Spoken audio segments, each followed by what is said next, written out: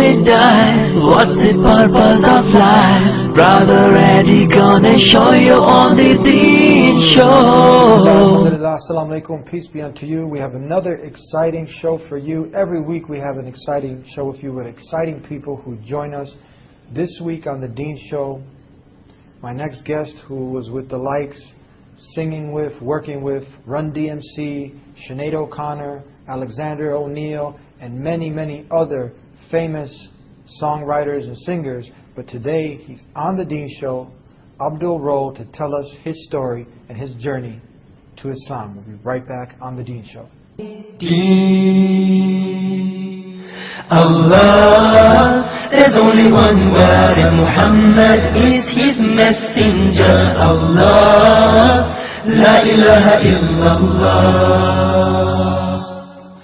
Allah, there's only one God, and Jesus was his messenger. Allah, la ilaha illallah. I don't know why I did that. Maybe it's just to break the ice. Assalamu alaikum. Wa alaikum salam. Peace be with you. To you, brother. How are you? How are you? Alhamdulillah, I'm not too bad. Thank you. Thank you for being with us here on the Deen Show. It's a pleasure to be here. Now, the time is short, and we love to give people that nice taste so they can continue coming back and they can continue to look into Islam, and we clear a lot of the misconceptions. We have a lot of scholars who come on, and we also give the people a treat, people who come from other faiths. They used to be Christian like you were, and people who have had many different experiences, and you used to be with the likes of working with Run DMC. These are like the founders or like the icons or the originators of hip-hop.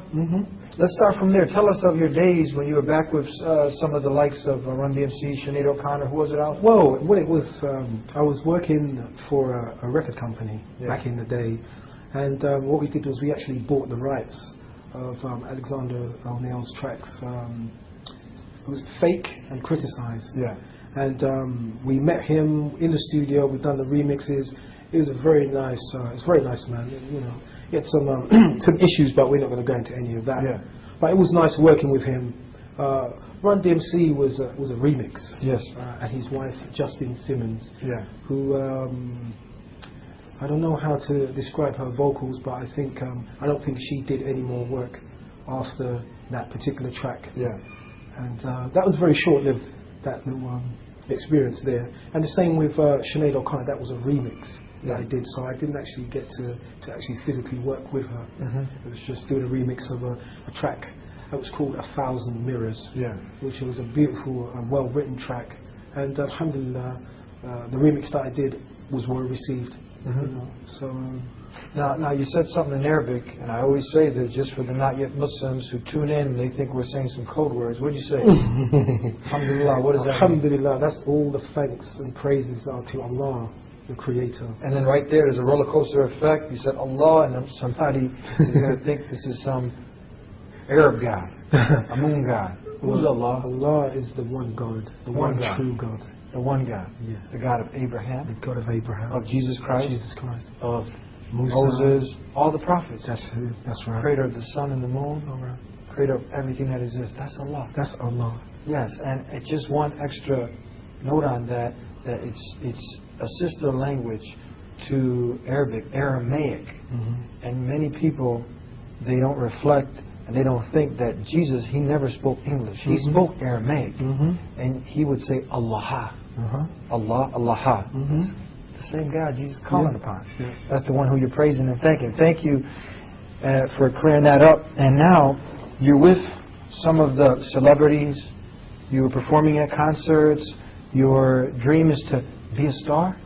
Oh, yeah, you could call it a dream. Back then. Yeah, back then. And these are days that we call Jahiliyyah. Oh, yeah. So we want to give the people kind of just a taste of what you were living and how you came to the sweetest of things, Islam. So what give us how was things going? What were you aspiring to be? Were you trying to be on MTV? Were you on MTV? What were you wanting and striving to accomplish? I was striving to be a so-called, you know, R&B superstar, if there's such a thing. You know, I was working out of Toronto, New York, and Los Angeles. I worked with many different producers and songwriters, and did a a few albums as well. Russell Simmons? Well, I didn't get to work with him. He's like a famous producer, right? Yeah, he is. Did you know him? No, not personally, no. Yeah. But I had some very good interest from one of the prominent writers and producers from Los Angeles. It goes by the name of Babyface. He's produced all of the top artists in I've America. heard of him, Babyface. Yeah. It's been a long time ago. I can't even remember his It's name. been a long time ago too, but these names, these are popular Yeah, figures. they still are today. Yeah, they still are, huh? Yeah. I was just striving to get to the top of that so-called ladder, and Why? For money? For fame? for money, for fame, But this is what I'm saying. For me, whilst I was taking that journey, I never ever felt as though I was doing something that I was totally satisfied with. There was always, how can I put this? I always felt as though I was acting. A certain part of me was always acting, never being totally real. Real so to speak. yourself? Yeah, real to myself and to others in that field. A facade. Yeah. You were putting on a show. Yeah. Mr. Showman. Yeah, Mr. Showman. But like I said, when I was on stage, I never really felt like I was being myself. Yeah. Now, at what age did you start to sing, and did you start to get involved in the music business? When I was about maybe 17, 18, I started to sing. I used to.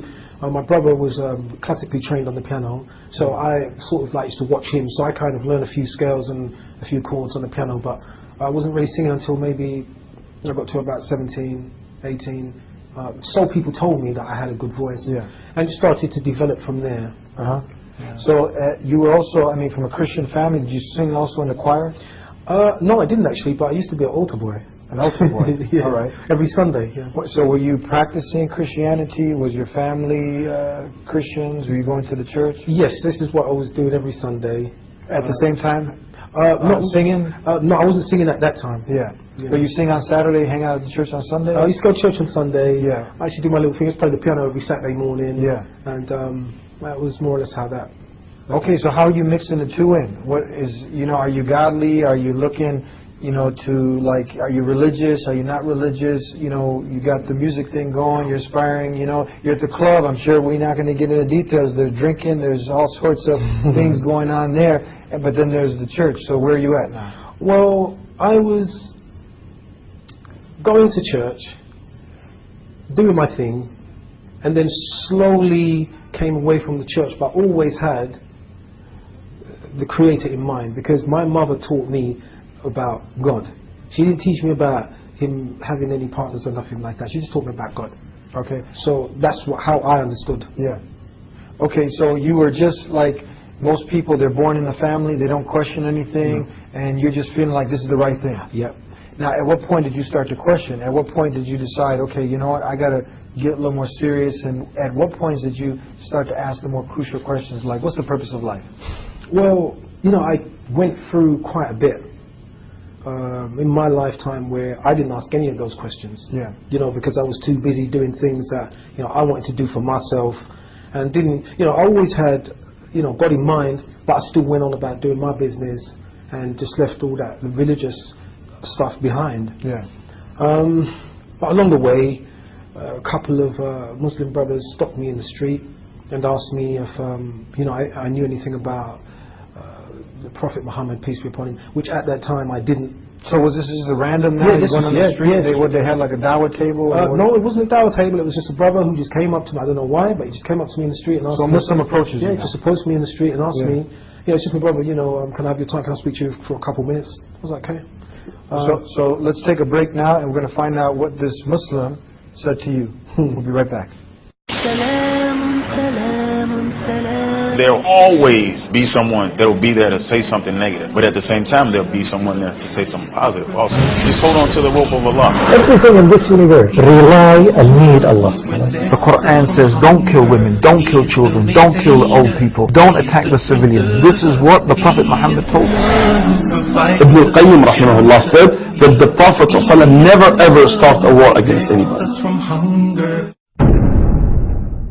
Back here on the Dean Show with Abdullah Roll, and you're talking to us about your journey to Islam, which Islam simply means to acquire peace by submitting, surrendering your entire self to the one God. Because He owns peace. You can't get it unless you get it from the one God. So that's Islam. And a Muslim is one who does Islam. So this Muslim approaches you out of the blue and he's like, what?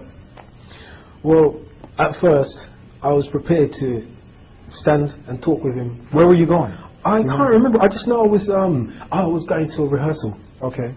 This is where I was going to a rehearsal. So I was kind of like in a hurry. Then he asked me a few questions, and then he went towards, do I know anything about the Prophet Muhammad, peace be upon him? Yeah. And I'm sure I told him my background was from the Christian faith. So he made reference to the Bible and asked me, have I not read about Muhammad in the Bible? Muhammad in the Bible? Yeah. Okay. I said to him, no. And then I thought, you know, I really don't have any time for this. Like most people, we don't got time for Yeah, this. so he, you know, spoke a little bit more, and then I said, look, I've got to go because I'm late. Yeah. And that was the end of So that. he just dropped the seed or something? Yeah, that's Yeah. exactly what he did, because the thing is, I've never forgotten it. Yeah. You know, even though it did not have an effect on me at that time, it's something that stayed with me because I've never forgotten it. It's just like one of those spontaneous things Yeah. that happen in your life, and 1 out of a million chance that someone just comes up to you and starts talking about Islam.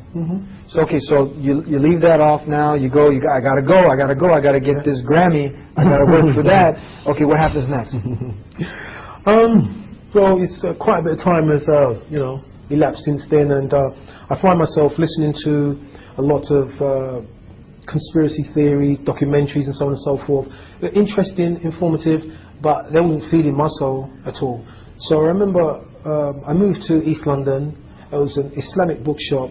And me and my son were standing outside that bookshop, and I said to my son, son, you know, I really need something to feed my soul. I've got so much information at home, but it doesn't do nothing for me. I just need something that's going to feed me. So at what point, where were you in your music career now? Did you have like many other things that you know, women, money, good times, what people perceive as good times? You were having that? I passed through that. You passed through that? Yeah. It didn't taste the same? No. It got played out? Yeah. Okay, so now the soul is calling for something? Yeah. Okay, and then what happened? My son, you know, alhamdulillah, he turned around and said to me, Dad, look at this poster. And the poster said, the purpose of life. And it had a picture of a baby on the front of it. Yeah. So I thought that looks really interesting. So I walked into the shop. Oh, by the way, it was part 1. Yeah. So I walked in the shop and I spoke to the brother, and he said to me, you know, showed me the shelf with the DVDs. It was part 2, part 3, and I was just like, you know, I want all of this because it looks really interesting. He said to me, no, bro, just take the first one, which is what I did. I took it home, I put it in. There was a lecture by a brother called Khalid Yassin. Khalid Yassin, Purpose of Life. Yeah. Okay. Yeah. When he started to speak, I paused it. Yeah. I said, you know what? I need to have something to eat, have a wash, sit down and watch this, because this sounds like it's going to be very serious. Well, you just happen again to be somewhere again where That's right. some Muslims are, Yeah. and you see a DVD. You're in front of this Muslim shop. Because he had the way he had the window. It was like there was books and DVDs, and it looked very attractive. Yeah. So I just stopped and looked at it. Yeah. And like I said, it was my son who pointed it out to me. Yeah. Okay, so now you take this. You're yearning for something more than just the material things. Just seeking the pleasures of the body. Your soul is yearning. You get this purpose of life. You get home, and what happens? I just knew it was going to touch me. That's why I stopped it. So I thought, you know, because it's about 2-3 hours long. Yeah. I thought, you know, I really need to be sitting down, relaxed to take all of this in. And sat back down, started to listen to it. And the words that, you know, I was hearing, it was like I was being reborn. And also at the same time, it was though everything I was hearing, I already knew it. It was just laying dormant and waiting to be woken up again. And I knew, you know, I thought to myself, yeah, this is definitely for me. Until he said, you have to pray 5 times a day. This was Shaitan knocking on the door. Yeah. Because I was like, no, I don't have time for that, you know, because I'm still on, you know, my music thing, and, you know, I don't have time for that. Yeah. So continued to listen to it, and, you know, I felt, yeah, it definitely had an impact on me. Yeah. But the one thing that stood in my way was the fact that you'd have to pray 5 times a day, and I didn't understand the timings, But I knew it was in the morning, afternoon, late afternoon, and evening and night. I thought, no, I can't do that. But everything else about what he explained, the purpose of life, was it something where you felt like, okay, something came upon you, over you? Was it something mystical? Or was it something that you used your brain and just opened your heart, so your heart was ready to take in the truth? And was it something that it was intellectual, it stimulated you mentally? That's exactly how it was.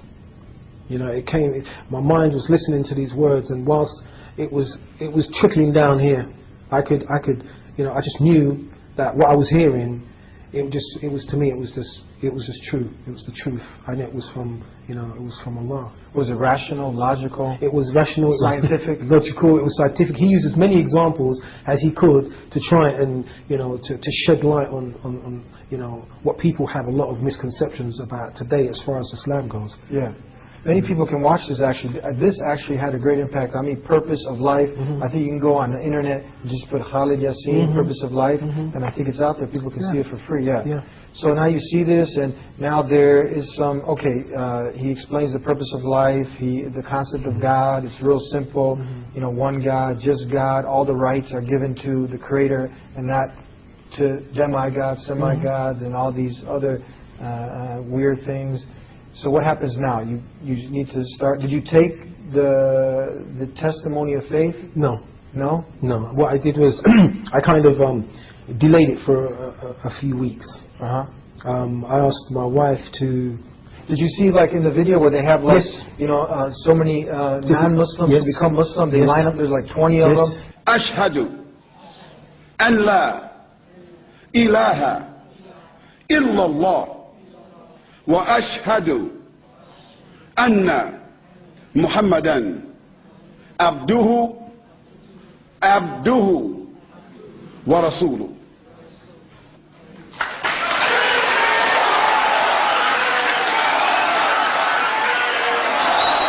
They all bear witness that there's no God but God, and Muhammad is the messenger. They all accept Islam. Yeah, I saw that, but you see, the thing was, you know, Shaitan was still, you know, whispering in my ears like, "That's not for you, man. You've got more important things to do." You know. That reminds me. There is a hadith, an authentic saying from the last final message of the Prophet Muhammad. He said, when a person is about to accept Islam, the way of submitting and surrendering to the one God, Shaitan comes. He said, "Are you going to accept Islam and leave the religion of your forefathers? You know, are you going to become a Muslim?" So was this something like he was coming and some, you know, put pressure on you, you know, fear or what? Well, doubts? I have to be honest, the doubts didn't come from that side, because I already, you know, knew in my heart that Christianity was not for me in what I understood and what I was taught. What I heard as far as Islam goes, I knew it was truthful and it was the truth, but I was still battling. Yeah. Because I knew I would have to change my life. And I would have to stop certain things that I was doing and just, you know, become submissive to the religion of Allah. Yeah. So I delayed it. But my wife, I asked her, "Look, I'm so busy working in the studio, can you please go back and get me maybe part 2 or part 3? Yeah. She went back, there was none. Purpose of Life, yeah, part 2 3. and then part 3. Yeah. But when she went back, they was all gone. Yeah. And she got me a different lecture. It was called The Signs of the Hour. Signs of the Hour, okay. Oh, but when I listened to this, that's from that French scientist that became Muslim? No, that was from Sheikh Faiz from Australia. All right. At the time, that's where he was. I sat down and watched this. This was for about 2 hours long. And in between that 2-week period, I had gone to some lectures as well. Yeah. Where I'd listened to the speakers live. So you're enticed by what's being presented about Islam. It's making sense. So because the time is short, what finally has you come to the decision, like, you know what, I need to become one who is in compliance with the Creator wants me to do. I need to become a Muslim. This is when I listened to this lecture where the brother spoke about the beast coming up from the earth. You know, having believer in your head, printed in your head, or non-believer, Judgment Day, and so on. These are the things that just finally made me realize there is no time to delay anymore. Because I delayed, like I said, for about 2 weeks. So had you really focusing on death? Death, yes, and also You The know, Day of Judgment. the Day of Judgment, the mercy of Allah, you know, whether He decides whether He's going to, you know, have mercy on us on that day or not. And there was no way in this world that I could delay it for another second. I remember it was 12 o'clock at night. I wanted to take my Shahada right then. I wanted to give it, you know, I wanted to do it right there on that spot. Yeah. And did you? I couldn't because it was 12 o'clock Okay. at night. So what I did was I called the brothers first thing in the morning and I said to them, look, I have to do this now. So what they did was they invited me around to the house in the evening, and alhamdulillah, you know, I gave a testimony of faith and took my Shahada, and I've never looked back since. We're going to be right back for more here on The Deen Show. Don't go nowhere. I am not afraid to stand alone. I am not afraid to stand alone. If Allah's by my side, I am not afraid to stand alone. I am not afraid to stand alone. If Allah's by my side, I am not afraid to stand alone. I am not afraid to stand alone.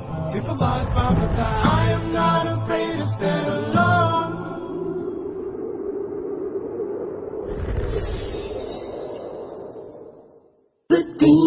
Everything. This cup is in sincere submission to the one who created it, because it's following the rules of gravity. By definition, this is how we can say that Islam has been here since the very beginning of time. Anywhere the Muslims went to, people embraced Islam in masses, countries, nations, and this is something that is amazing, never happened on the face of earth. When people saw a practical way of life, of being truthful, being honest, making sense of everything that they do. They worship and they buy and sell. Now, you became a Muslim, and we're almost out of time. Again, did you have to go through any crazy, weird rituals? Did you have to go get dipped in a pool? What did you have to do to become one that has totally consciously submitted to the one God? What did you do? I just started to read. No, what did you have to say? Oh, what did I? Oh, sorry. Yeah, Oh, okay. yeah. I'm sorry. My apologies. I'm sorry. The Shahada, because before we went to break, you said you took the... Right. Yeah. I had to, first it was said in Arabic. Yeah. But when the brother translated it, I had to say that I testify that there is one God and His messenger is Muhammad. His final messenger is Muhammad. So that there's no God worthy of worship except the one God. You said that, and then Muhammad is the messenger? Yeah. Now, many people don't know when you say that, that includes all the preceding messengers. Jesus Christ, Moses, Abraham. At their time, you would say the same Shahada, the same testimony. There's no God but God, Allah, and Jesus is the messenger at that time. But today, the last and final messenger, Prophet Muhammad, peace be upon him, we don't worship him, we don't elevate him to God or the right hand of God, but he's just a teacher, instructor, a messenger that we follow on how to get close to God. So now you agree to that. Most certainly. What about the prayer now? Well, You ready for that 5 times a day? Yeah, well, you know, that was one of the biggest battles and challenges for me, which was to actually learn the prayer so that I could offer it and perform it. It took some time. Now, implementing Islam, the prayer, the second pillar of Islam, it's like a medicine. It starts to change your life, starts to keep you away from evil. Now, just to fast forward, did you eventually start to implement it? And how did, by implementing Islam, did it develop your character? Did you start to leave off many of the evil vices? Well, the thing that for me was, I obviously learned it in English first. Yeah. And those were the most inspiring words that I heard for a very long time. And I couldn't wait to learn Arabic, to be able to offer my salah in the language that has been prescribed by Allah for us to offer our salah. Which took time, but I was in it straight away. Yeah. You know, because that's something I had to do. So how do you feel now? I feel like, you know, alhamdulillah, I could never stop. I feel I've been blessed. I feel that all Muslims who've been guided, like if you've been guided to Islam, it's a blessing from Allah, it's a mercy from Him. And you know, I couldn't, you know, one day there will not, inshallah, one day will not pass where, you know, I'd feel naked if I didn't say my prayers. I feel like something is completely missing if I didn't. You got the internal clock now. Time. It's time to pray. Come to prayer. Come to success. Drop it all. Make 5 minutes. Take 5 minutes and just pause from chasing the world. We'll get back to it. What a beautiful feeling, though, isn't it? To know that, you know, and sometimes, you know, believe it or not, I'm in the studio working today, and you know, the closer the prayer comes, is the more interesting the work's Yeah. getting, the more intense, the more focused I'm Yeah. getting. But when I leave it and I stop it and I say to myself, right, time to go make wudu, ablution, Yeah. and get ready for prayer, that is a beautiful feeling. Allah, the Creator, has certainly blessed you because He gives the world the riches to anybody, but when He loves someone, He gives them the proper understanding of the truth. And this is a proof and a testimony to the love that Allah, He's loving us, but your heart was open. It was open and you let it in. Some people just close. They just, you know, they're not ready. You got to alleviate and get rid of and eradicate all the hatred and the enmity and this racism, and then open your heart. And you did that. This is amazing. Tell us now, you left off the music business, but you're now singing just vocal? Yeah, just vocals, no musical instruments. And like I said before, when I used to do, you know, that music performances, I always felt like I was acting, and what I said, whether it had substance or not, it wasn't enough. Yeah. And then, you know, I had a recording studio, I was going to sell it, which I did. You had your own recording studio? Yeah. What did you do with it? I just got to I sold my musical instruments, I got rid of quite a bit of equipment, I was left with the bare essentials. Before I was going to get rid of that, I thought, let me just do one last song in this studio for old time's sake. Yeah. And I ended up doing my first nasheed, Yeah. which was called None Greater Than the Creator. None greater than the Creator. That was my first nasheed. No. You got to give us a taste now. You got to give us a taste. The people who are viewing, you mentioned it, and many people already in the Muslim world know who you are. Can you sing it for us? I'll give you a little rendition. Yes, please. Go ahead. Please take it away. He created the universe. To Him belong the heavens and the earth. The ever-living, He is the first. He's the owner of mercy. He sent His messengers to warn His creatures of the great danger in worshiping other than Allah. There is none greater than the Creator. Allahu Akbar, Allahu Akbar. There is none greater than the Creator. Allahu Akbar, Allahu Akbar. MashaAllah, Allah willed it. Thank you very, very much. If somebody wants to pick up one of your CDs, where can they get it? Well, they can go to www.abdullahroll.com, and on that song you just heard is on the Patience album. Patience. Yeah, you can go and buy that online if you want to, or my second album, which is called The Journey. The Journey.